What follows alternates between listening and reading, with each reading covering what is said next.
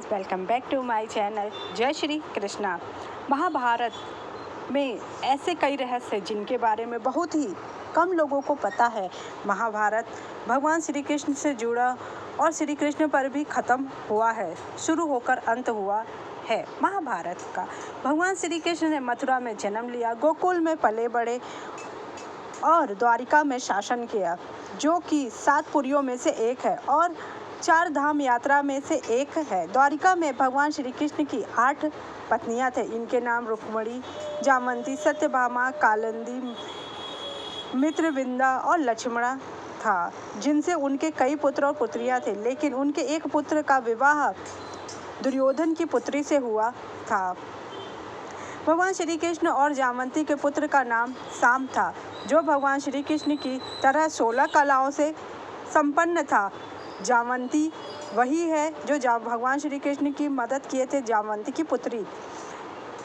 उन्हीं के इसी पुत्र के कारण भगवान श्री कृष्ण के कुल का अंत हो गया। महाभारत के अनुसार शाम का दिन दुर्योधन और भानुमति की पुत्री लक्ष्मणा पर आ गया था और वह एक दूसरे से प्यार करने लगे थे।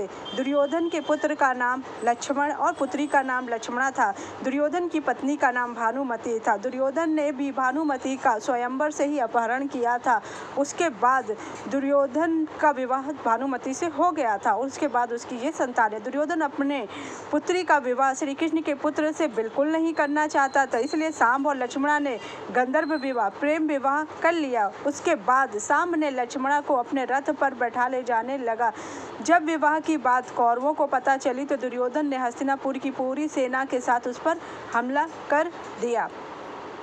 दुर्योधन का पुत्र का नाम लक्ष्मण और पुत्री का नाम लक्ष्मणा था। हस्तिनापुर की सेना के साथ साम अकेले मुकाबला करने लगा, लेकिन विशाल सेना का कब तक बेचारा अकेले सामना करता। साम को हार का सामना करना पड़ा और कौरवों ने उसे बंदी बनाकर जेल में डाल दिया। जब द्वारिका में कौरवों द्वारा साम के बंदी की जानकारी मिली, तब बलराम हस्तिनापुर पहुंचे। वहां जाकर बलराम शांति वार्ता करना चाहते थे। उन्होंने कहा कि साम को छोड़ दिया जाए और कुलवधु को साथ में जाने के लिए कहा जाए, क्योंकि लक्ष्मणा को उसने दुर्योधन की पुत्री को साम ने स्वयंवर से भगाया था। कौरवों ने बलराम की बातों को मानने से इनकार कर दिया और उनका अपमान किया। इससे बलराम को क्रोध आ गया, क्योंकि बलराम दुर्योधन के गुरु हैं। क्योंकि बलराम से ही दुर्योधन ने फिर गदा युद्ध सीखा और उन्होंने रौद्र रूप धारण कर लिया। उन्होंने कौरवों को चेतावनी दी कि अगर उन्होंने बात नहीं मानी तो पूरी हस्तिनापुर को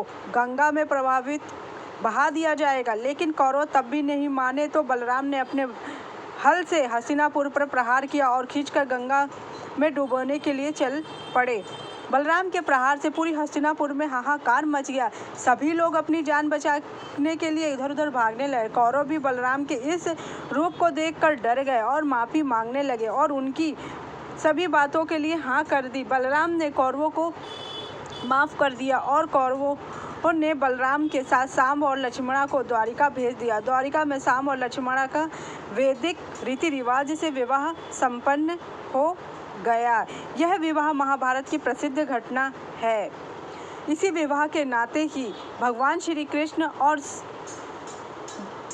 दुर्योधन आपस में संधि हुए, क्योंकि साम उनका और जामंती का पुत्र है और लक्ष्मणा दुर्योधन की पुत्री है। इसी नाते जब कौरव और पांडवों का युद्ध शुरू होने वाला था, तब दुर्योधन भगवान श्री कृष्ण के पास जाता है और उन्हें अपने रिश्ते के कारण अपनी तरफ करने का प्रयत्न करता है, जिसमें कि वह सोए रहते हैं और अर्जुन पहले दुर्योधन आता है और भगवान के शर के पास बैठ जाता है और बाद में अर्जुन आता है, जो उनके पैरों के पास खड़ा रहता है। जैसे ही भगवान की निद्रा खुलती है तो वो देखते हैं कि सामने अर्जुन खड़ा है और वह बोलते हैं, हे पार्थ, तुम किस कारण आए? तब दुर्योधन बोलता है, नहीं मैं भी आया हूँ। तो वो उस तरफ देखते हैं, लेकिन जब भगवान कहते हैं किस लिए आया हूँ, तब वो कहते हैंगे अर्जुन को कि तुम कुछ मांगना चाहते हो तो पहले मांगो। दुर्योधन कहता है, पहले मैं आया, पहले मेरी बात आप सुनिए।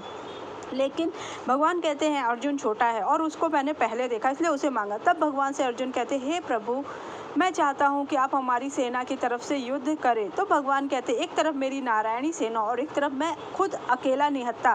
तो दुर्योधन सोचता है कि निहत्थे श्री कृष्ण को लेकर मैं क्या करूँगा, मुझे तो सिर्फ नारायणी सेना ही चाहिए। इस तरह है उसने भगवान को ना मांग के नारायणी सेना को मान लिया। अगर आपको मेरी जानकारी अच्छी लगी उसके लिए थैंक यू सो मच। जय श्री